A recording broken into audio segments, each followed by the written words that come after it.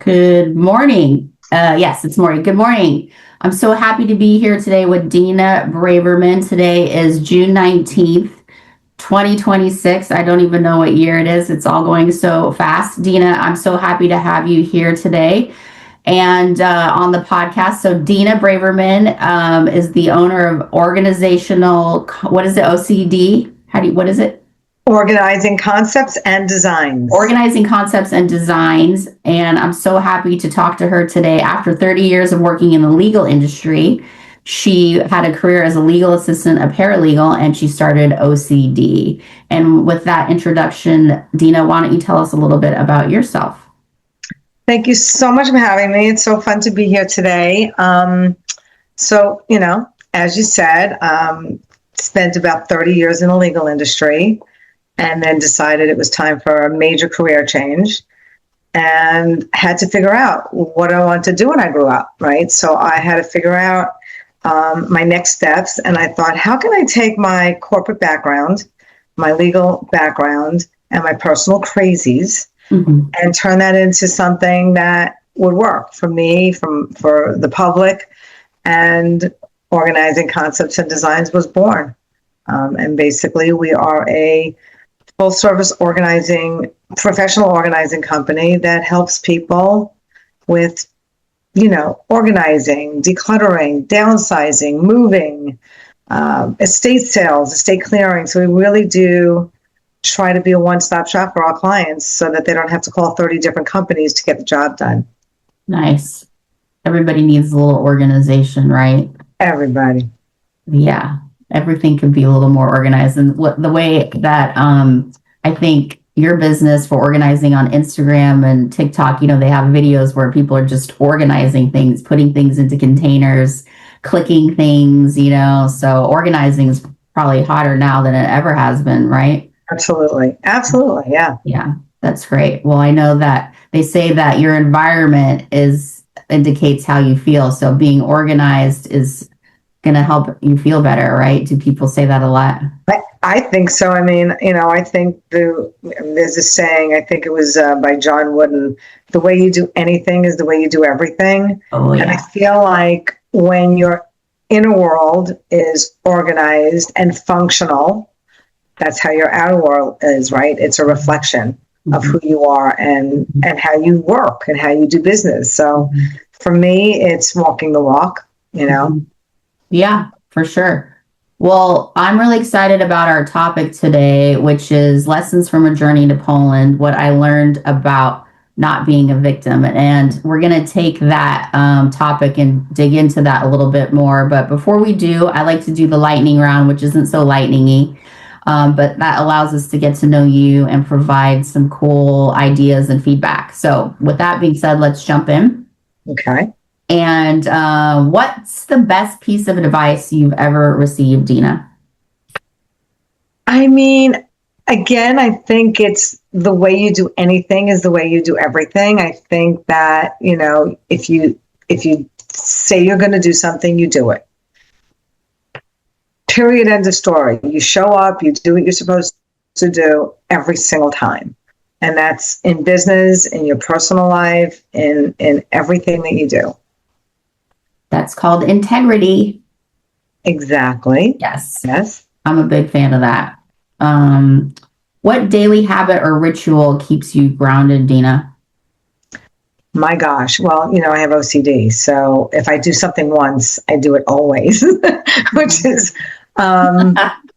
it's both a blessing and a curse. But I think that my daily ritual probably would be to start my day every single day with like 5 to 10 minutes of quiet time. I do my stretching, visualize what I'm going to do for the day. I mean, I've already had my day planned the night before, but kind of go through that. And, that's not interrupted by TV, by podcasts, by any outside noise. And that's my daily ritual. Just me time for 10 minutes, figuring out what the day's going to look like and stretching. That's good. Moving the body and the mind. Yes. They're connected. I love that. What's one book, podcast, or resource you recommend to other business owners? This is a tough one. I don't read a lot of business books. I really don't. Okay. And as you're going to hear, right, in Yeah. this podcast, Yeah. mostly the reading I do is about true stories. And for me, it's mostly been about the Holocaust. Um, and there's no one particular book. I've been doing this kind of reading for over 20 years. But I mean, for me, I don't think it's one particular book, but it is read something that you will learn from, whatever that means, from your personal history, for your career, or your future. I don't know. But for me, it's got to be real, nonfiction, something that I'm learning from. Yeah, I agree. About the human, the human condition, about, you know, why, like why bad things happen to good people, things like that, like making sense of the world around me. I love that. I'm the same way. I want to get like some things out of it that are real that I can take into my life every day. And also learning from somebody else's struggles. That's I think why I read so much about surviving and Holocaust survivors and stuff like that. It's learning, what makes people tick. Right. So that's my thing. It's incredible. People are so interesting. What tools, app, or system do you rely on most in your business? Systems. My system is my CRM. Mm-hmm. It's every day, all day. Mm-hmm. And I'm going to have to say, my email. Mm-hmm. It's my lifeline. Okay. All right. What's a lesson you learned the hard way but are grateful for? What lessons did I learn the hard way? There's such simple questions, yet so difficult. I'm going to have to say that, the only one that I can really ever rely on is me. I mean, I have very supportive friends and family. My fiance is amazing. But at the end of the day, it all comes down to me. That's it. Like, I have to be self-reliant. I have to make good decisions. I have to do what I'm saying, do what I say I'm going to do. I have to make sure my bills are paid. It comes down to me. And so that's my lesson in life. Like, you're all you have at the end of the day. I love that so much. We could do a whole talk about that. If you could give your younger self one piece of advice, what would it be? Well, I didn't take this advice when I was younger, but my younger, if I could talk to my younger self, I think it would be to, I should have gone to law school. Shoulda, woulda, coulda, but I didn't. Okay. Turned out okay, but even now, I still wish I would have done that. Understood. What's the most rewarding part of the work you do today? Oh, that's an easy one. It's really helping my clients and seeing what the transformations in their homes and their offices and their worlds can do for their lives. Because once we get in there and we do what we're supposed to be doing and we do it well, so much changes. They're lighter, they're clearer, they're less anxious, they're more calm. What we do in our business just transforms lives, I believe. Right.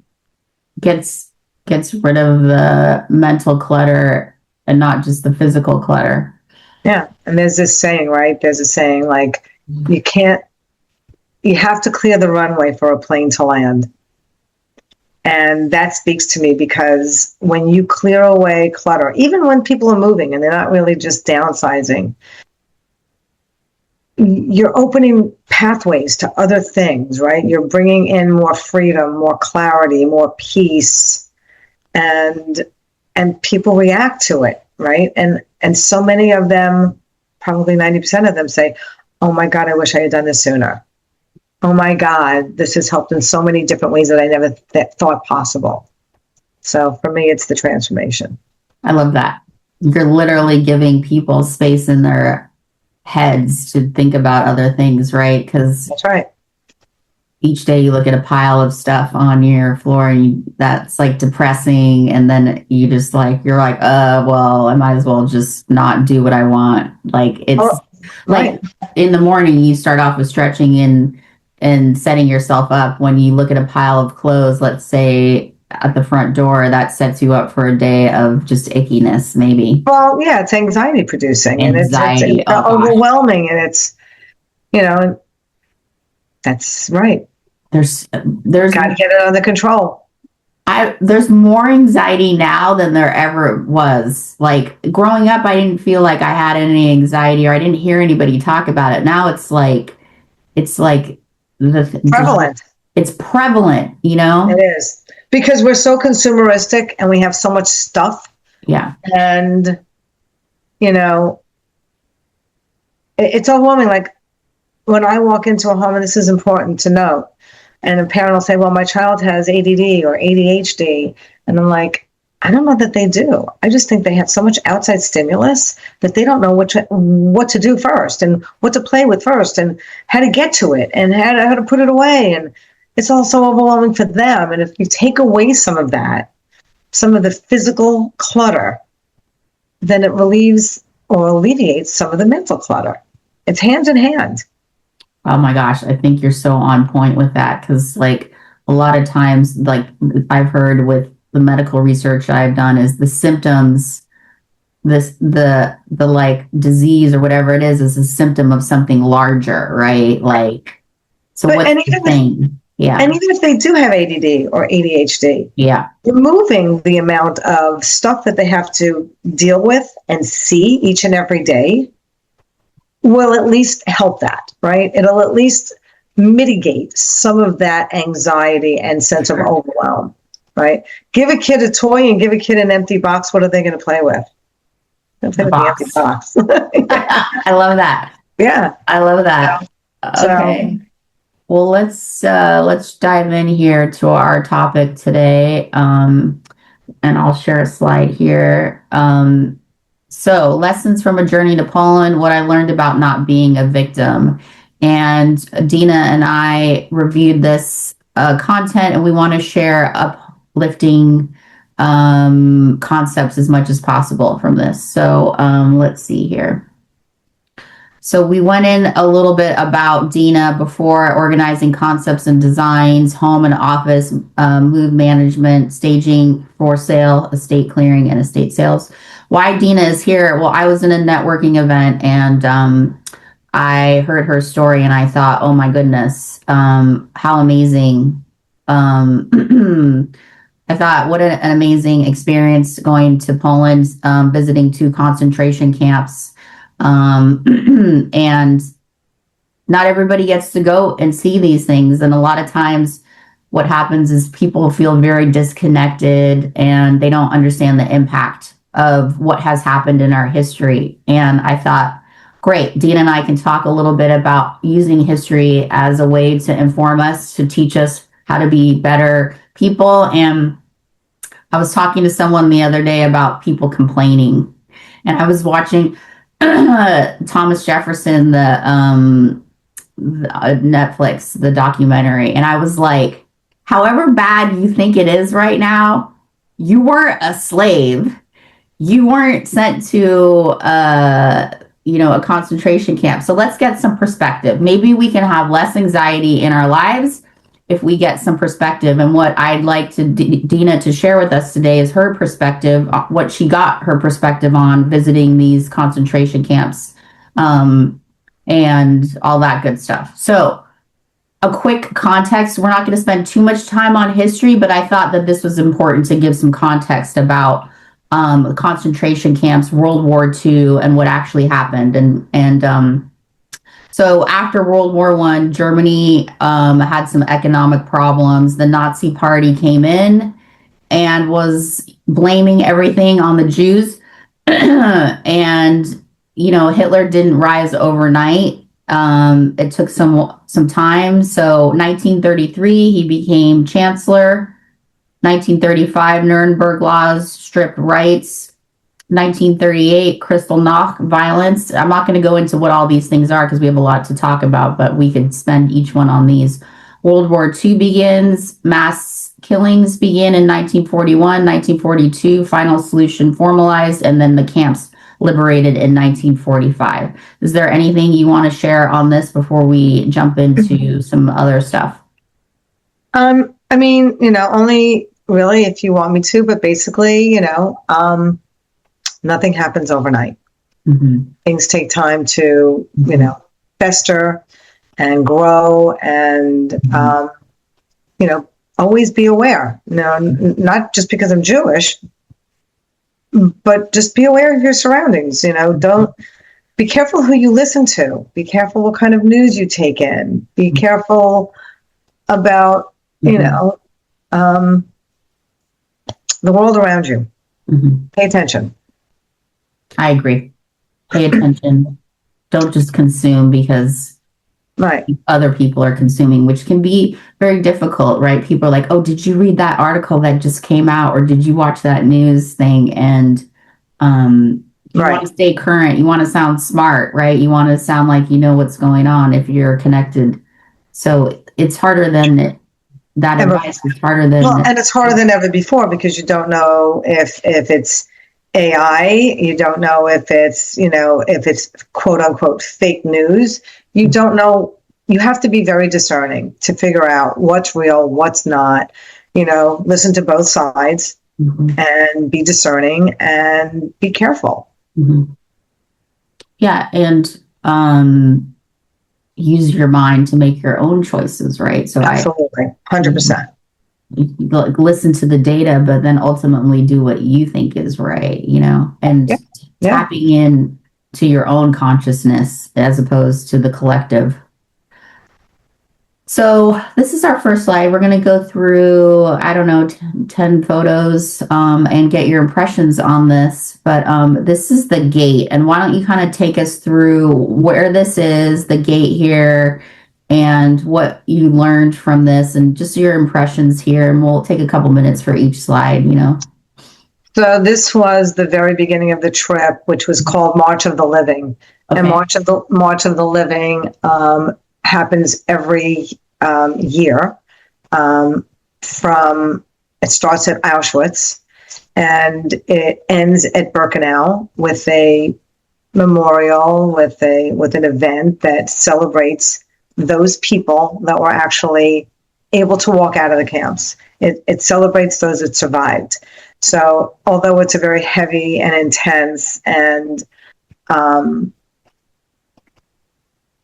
deep dive into the Holocaust, this is supposed to be uplifting.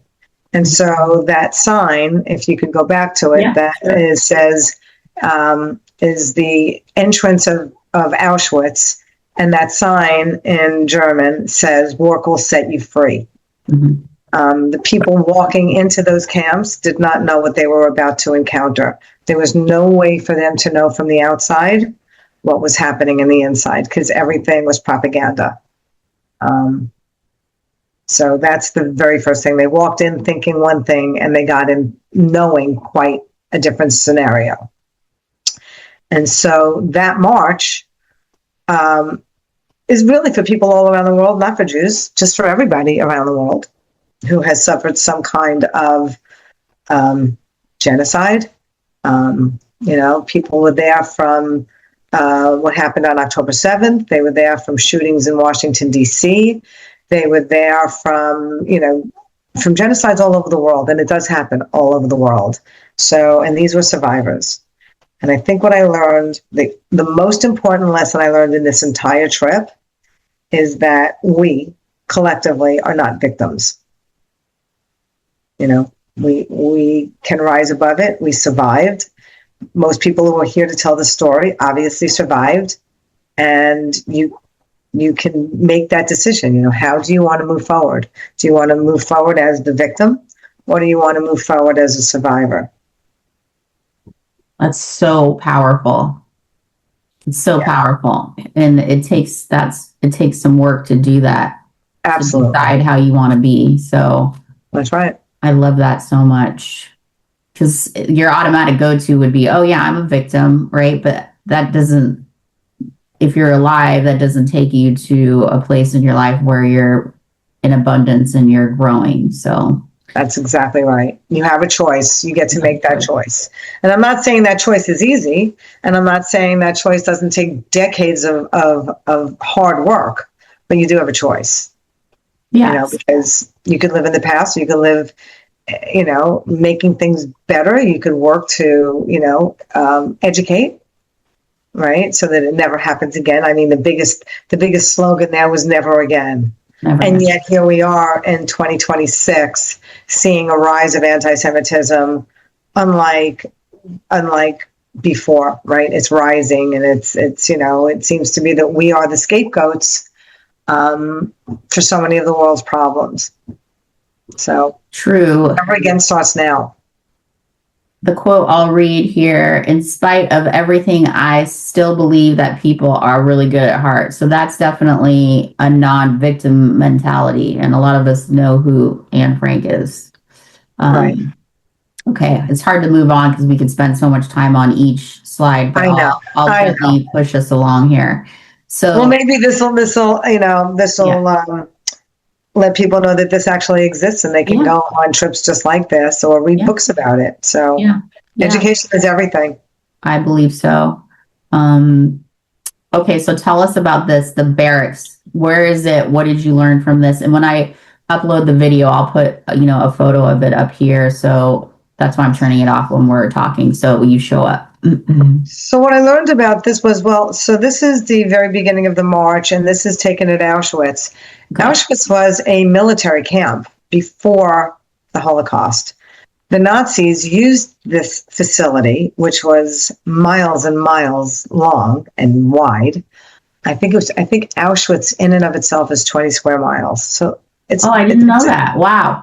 it's staggering how big this is. So anyway, it was a military facility, and because it was empty and not being used, they decided that that was a great place to put the hundreds of thousands of people coming from all different parts of Europe to work, right?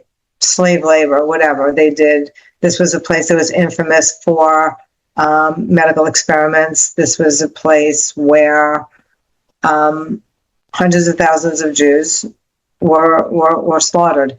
But this march that went from Auschwitz to Birkenau, and you'll see it in one of the upcoming slides, is that it was outgrown almost overnight. So the Jews and other prisoners of that war, which were, by the way, not only Jews, it was African Americans, it was Gypsies, it was anybody not Jewish, right? So it was so many other religious sectors. So all of these people were coming, and they used them for slave labor, and they built Birkenau, which is about a mile and a half, maybe 2 miles away from Auschwitz. And the reason that they chose this location was because it was near a train station. So the people coming in, right, it was easy access, and it just made sense. They were very well organized. If nothing else, they were very well organized. The And Nazis. they were the Nazi Party, and I don't know. It was Himmler who actually, I guess, was in charge of the final solution.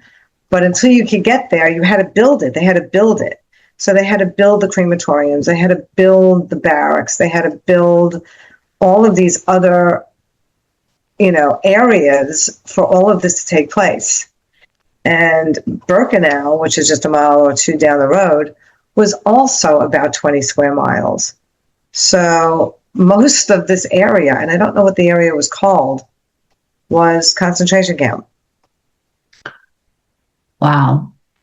So, As far as the eye could see and beyond. So those were the barracks that had already existed. what do you think you're learned here for our theme of our, to try to not be victims and take away a learning? What do you think you learned here, you know? I mean, I, again, I don't think that the people that were there knew what they were in for before they got there. Everybody says, how did this happen? Why didn't we fight? We didn't have anything to fight with. They stripped us of our clothes, of our identities, of the gold in our teeth, of our names. They gave numbers of our humility, of humanity. There was nothing to fight for. Yes, we had numbers, but we were weakened. We were not. We were, I say we, the Jews. They were starved. They were humiliated. They were beaten. They were overworked, underfed. And so under those conditions, very difficult to fight back, right? They knew what was coming. And if they fought back, 10,000 other people would be killed. So it's a decision. And I don't know that I learned anything other than never again. And that is all about education. And, I'm going to keep on emphasizing that throughout this, because I feel like even though they were educated people in Germany at the time, they were doctors, they were lawyers, they were business owners, they were brilliant people. But the rest of the world was not educated about what was happening and how to prevent this. So I'm going to keep on going back to education. Yeah. That's my big takeaway. And when we were reviewing the timeline, you said it doesn't happen overnight. And so what I'm gleaning from this conversation too is it doesn't happen overnight. They make you do one thing and then they make you do another thing. And then it all kind of adds up. And then all of a sudden you're this like slave or whatever because you weren't paying attention. So what I'm getting from this conversation too is, are you paying attention because some of your rights could be being siphoned away right now and you just think it's like just normal, right? And these people wouldn't have walked into the concentration camp if they actually knew what was Right. going on. This was a series That's right. in So their rights being taken away. Right. They stripped away rights slowly, slowly, slowly. They isolated slowly, slowly, slowly, right? And it is happening now. And I'm not saying it's just to the Jews. I'm not saying it's just to the Jews. Yeah. It's to women, right? They're taking away our right to choose in several of the states. They're taking away or want to take away certain voting rights, like voting by mail. They're trying to fight that. Right. Making you appear at a voting poll with ID in hand. I'm not saying some of these ideas aren't good ideas. Not all of them are bad ideas. But you have to watch. You have to watch. You have to listen. You have to understand that it slowly erodes, right? I want to get into that, but I can't because Right. Yeah. So okay. We must take sides. I want to read this without. Yeah, neutrality helps the oppressor, never the victim. Elie Wiesel. So let me say that again. We must take sides. Neutrality helps the oppressor, never the victim. Elie Wiesel. I mean, that's so confronting because we're taught to be, nice girls. Don't rock the boat, be neutral, don't have an opinion. But he's saying we must take sides. Neutrality helps the oppressor, never the victim. I mean, that's like, oh my God, I can't even like. You have to stand up. You have to stand up. You can't You have to stand up. And the Jews didn't do that, I guess. So, all right, let's keep moving because this is, intense. This was horrific. This was, they took us into, this is at Birkenau, and they gave us tours of things that, people say this never happened. And this is important. I think that every human being who ever goes to school should have to, at a certain age, at the right age, where they can comprehend and not be, affected by this for the rest of their life. And I don't know what age that is. Instead of going to see the monuments in Washington, D.C., they should take a class trip to at a concentration camp. I don't care which one. This was the ovens. This was where they burned the people that were murdered, slaughtered. And this was not the only way they did what they did, because oftentimes they were so overcome with quantity of people that they shut down. And so they had to figure out other ways. It was a killing machine. And if it wasn't the gas chambers, it was, trucks with cyanide. It was mass pits where people were, gunned down, row after row after row for 12 hours at a time with no break, thrown into pits. And these pits, these open pits, are in a lot of different places in Poland. It wasn't just in Auschwitz. It wasn't just in Birkenau. It wasn't just in Majdanek. It was all over. As we drove through the country from Krakow to Warsaw, there were basically killing fields and mass graves that were marked because they would just take them out into the fields. I guess the lesson here is, they're not well, I'm not going to say not everyone was a victim. They were victims, right? They couldn't. But there were people that tried to run, that tried to fight back. Yes, they were killed immediately, but they tried. And so I guess my lesson here is, and people ask me that, what do you think you would have done? I'm pretty tough. I think I would have been a resistance fighter. I would like to believe that. I would like to believe that, right? When push comes to shove, I don't know, but I think that you have to stand up for your rights. You have to fight for your rights. You have to be vocal. You have to be willing to be not contentious. I don't know what the right word is, but I think you have to be willing to fight the fight, right? That's all I can think of. Yeah, that's an interesting thing. What would I do if I was in a field with my family and that, I would like to think that I would fight for my rights as a human being, this crime against humanity, we probably would have been killed instantly. Yeah, I mean, you're going to die either way. Would have been fighting going down. Yeah, so you're going to, yeah, so, and who knows, all it takes is one person in alignment to change things. So if someone, you could start a movement somehow. Right. And there was so many people in these situations that did help, that did fight in their own ways, right? Yeah. I mean, one of the stories that I heard, do I know if it's true? No, but this is one of the stories I heard. Listen, you've heard, everybody has heard of how many people smuggled people out, how many, hid people who held people there that were dying, get better by giving them more food or protection. But the sign that we saw when we first walked in, which was "Work will set you free," because the Jews were the labor. The Jews were, I don't know who did it. I don't know the name of the gentleman who did it. They were, made to make that sign.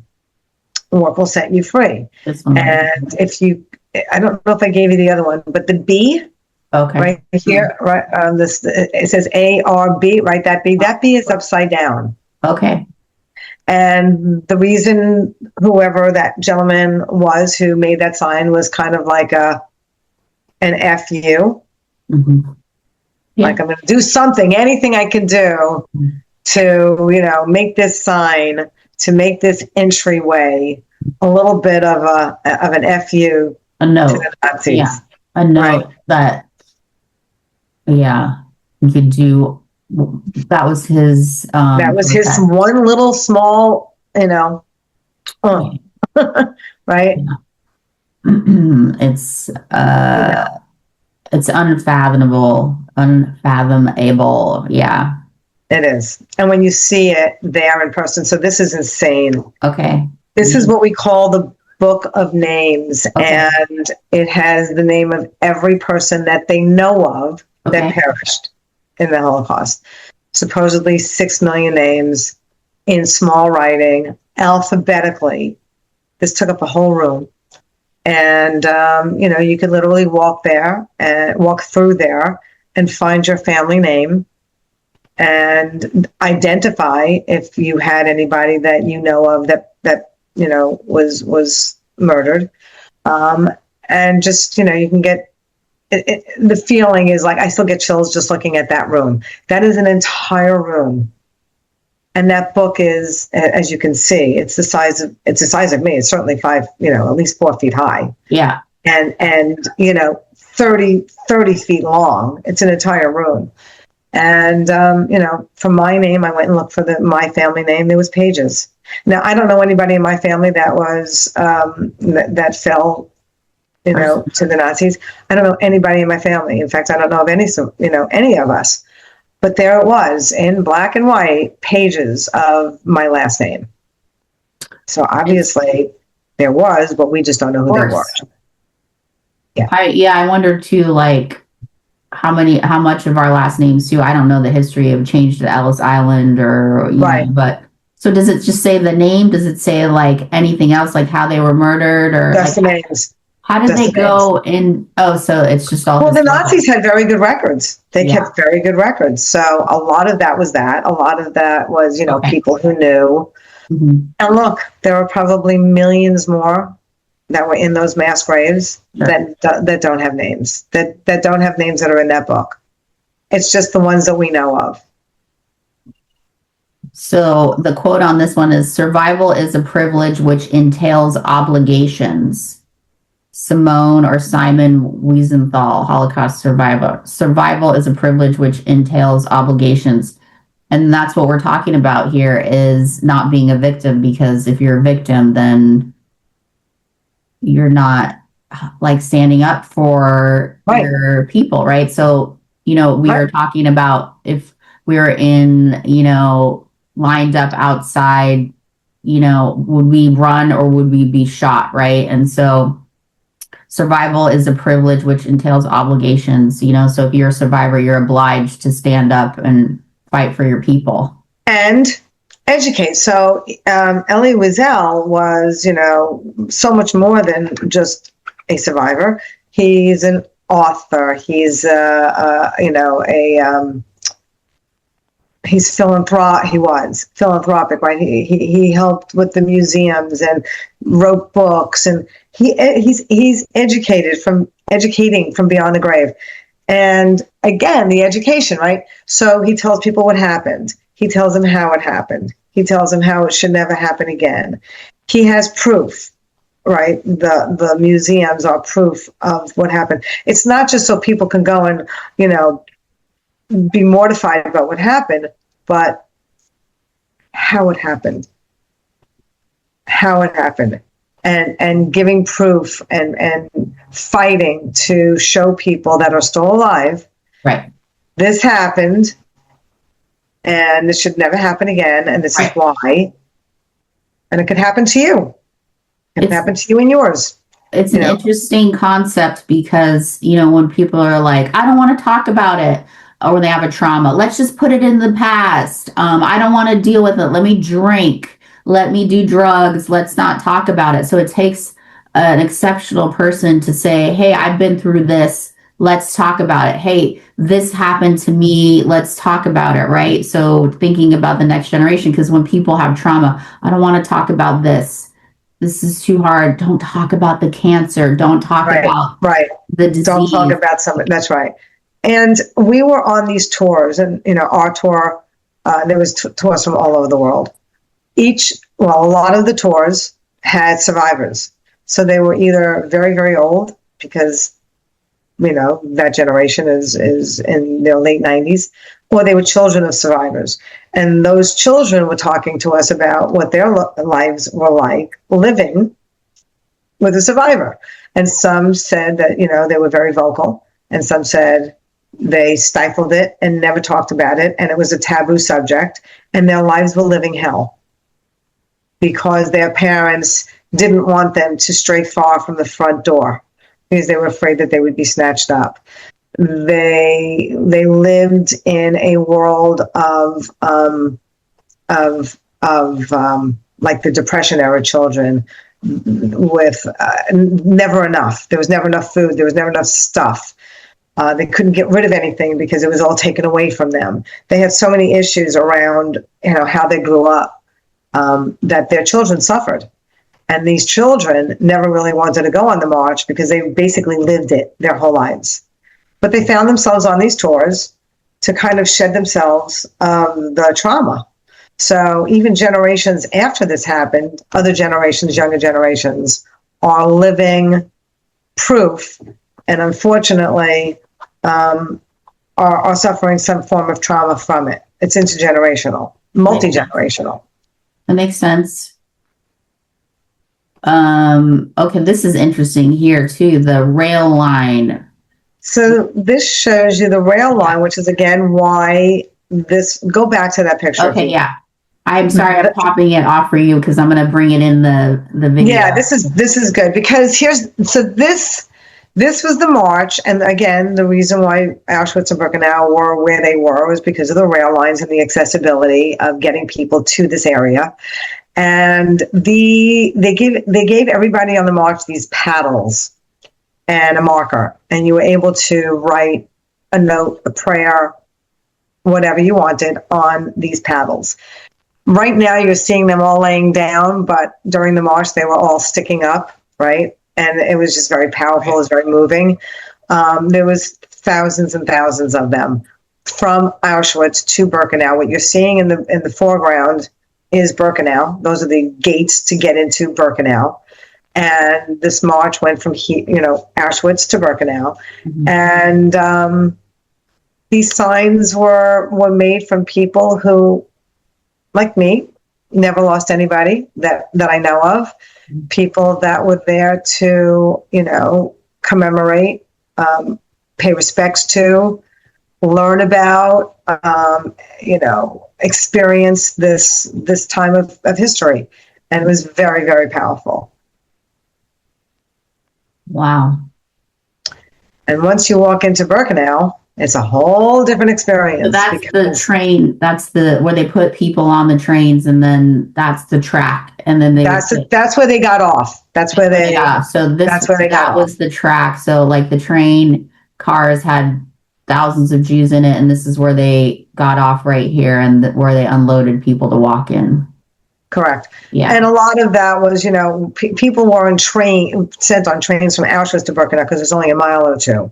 But every day, the prisoners, so to speak, would have to work. So they would walk in the freezing cold, in the boiling heat, whatever it was, from Auschwitz, the 1.5, 2 miles, to Birkenau, to build their own deck camp, to build their barracks, to build intense, very intense. And you feel it when you're walking.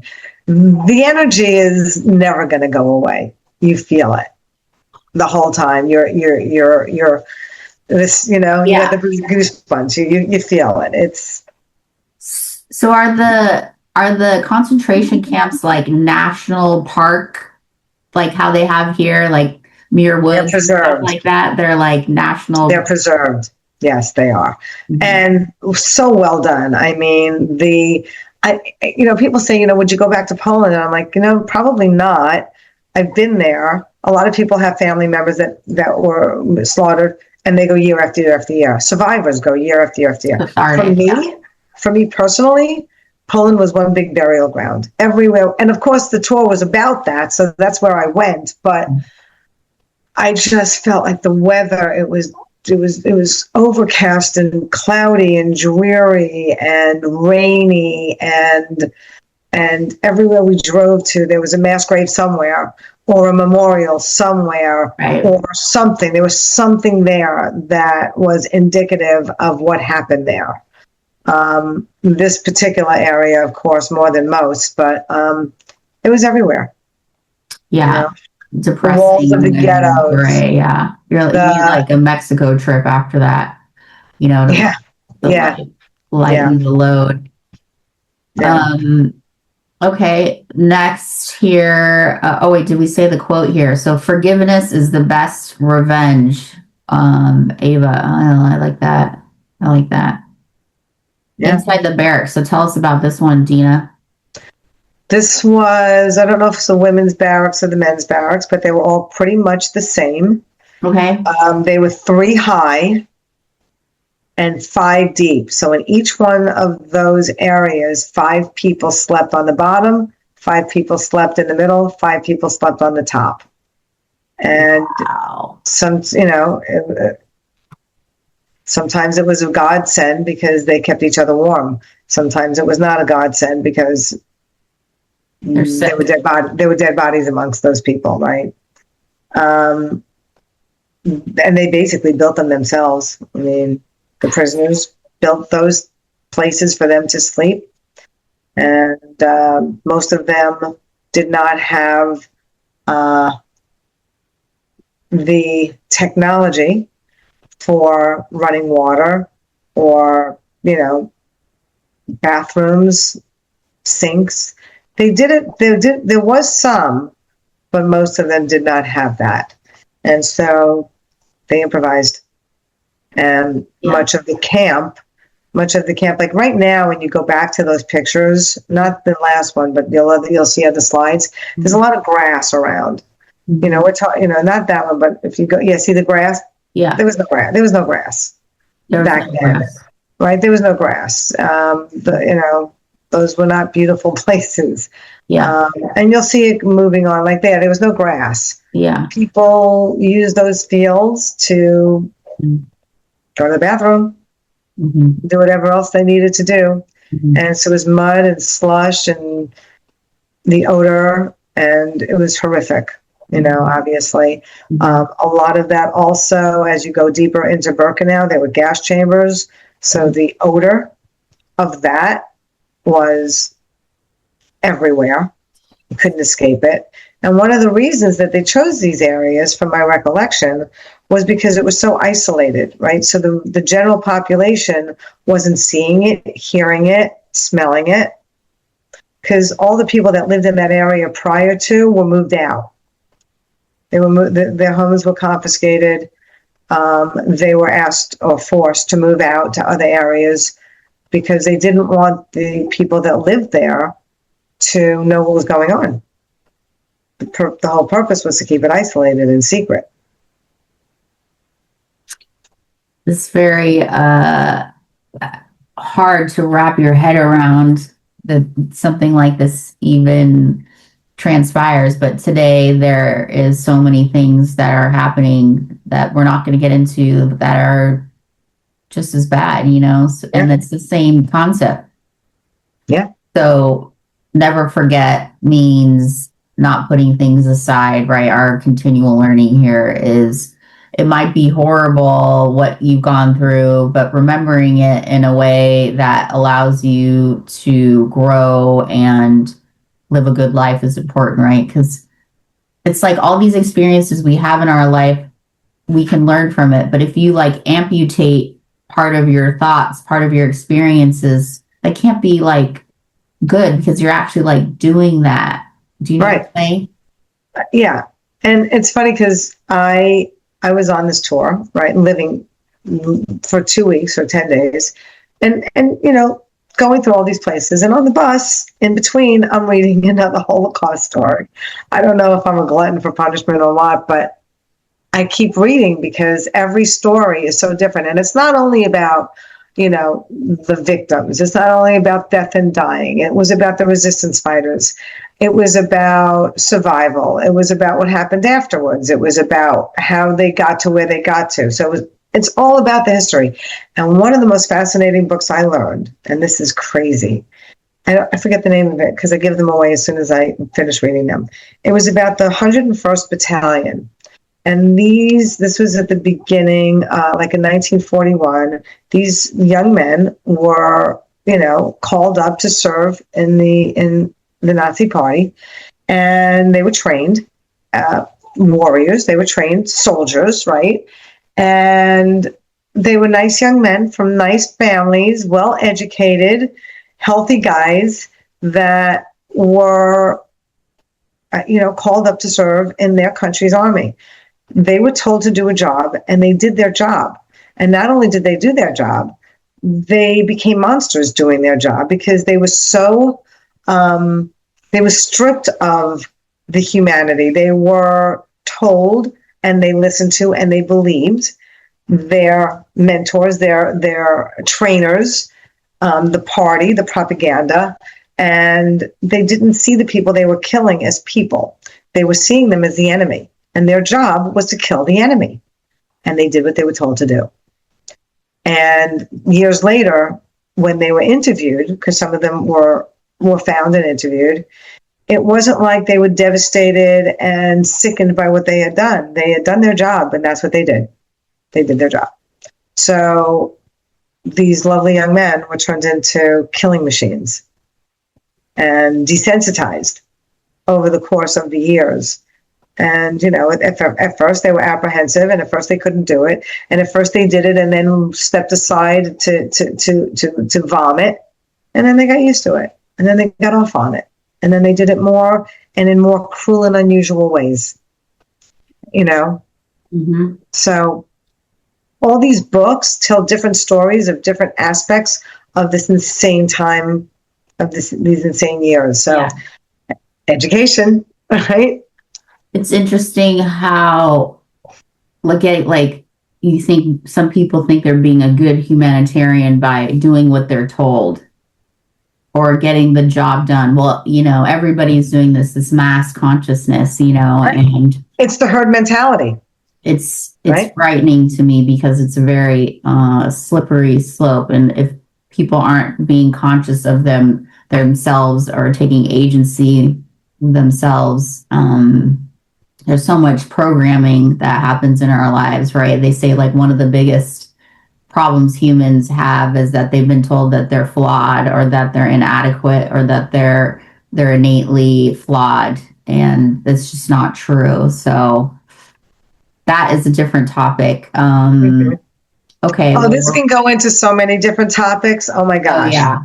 So so that's the book of names, the barracks. Yeah, they went on forever. We're at 10 o'clock, so that's great. So let's close up on these 3 lessons or 3 things that we talked about. Let's get your closing thoughts on these. And so one of the so these are 3 good bullet points. If you go back to them just so I can refer to them. Sure. My favorite of these is that you can persevere even after losing everything.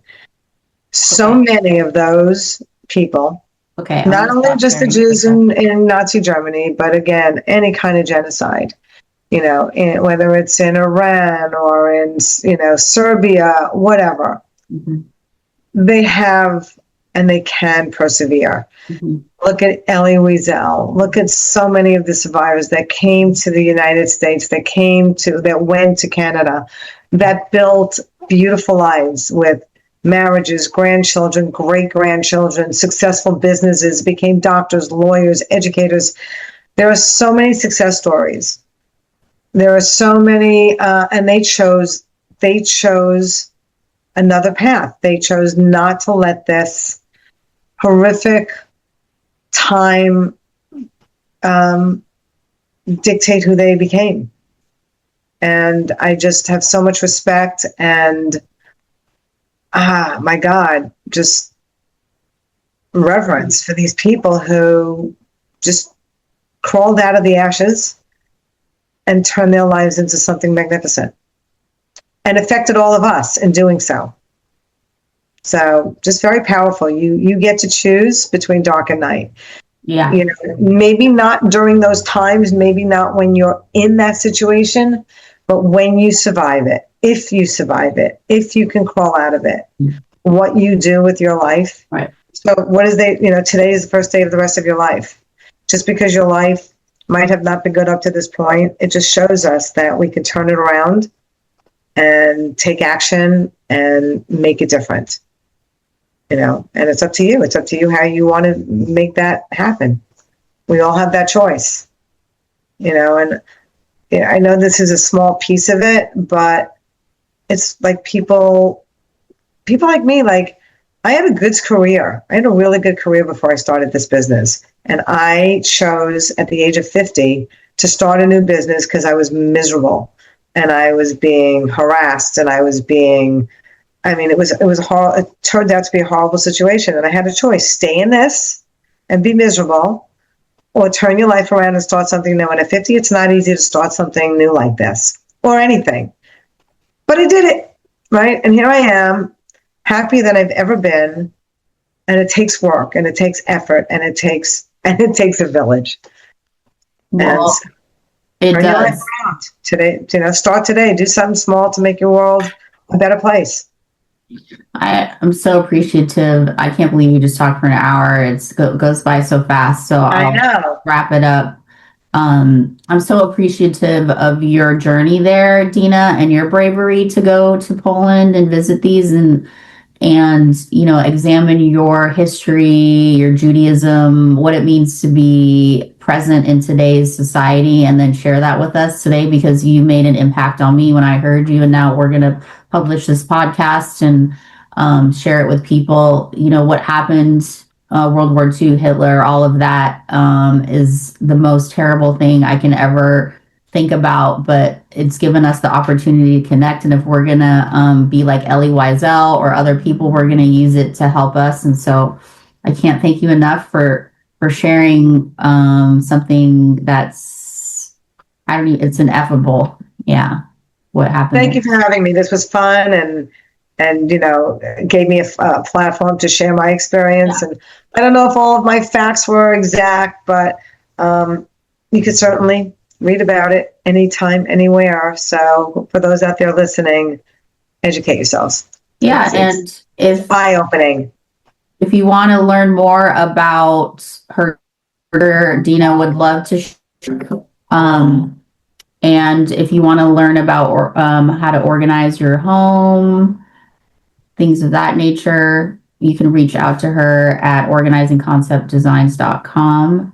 And I'll put all of her information in the description in YouTube. But thank you again, Dina. And we'll Thank you. see you on the flip side. Yeah.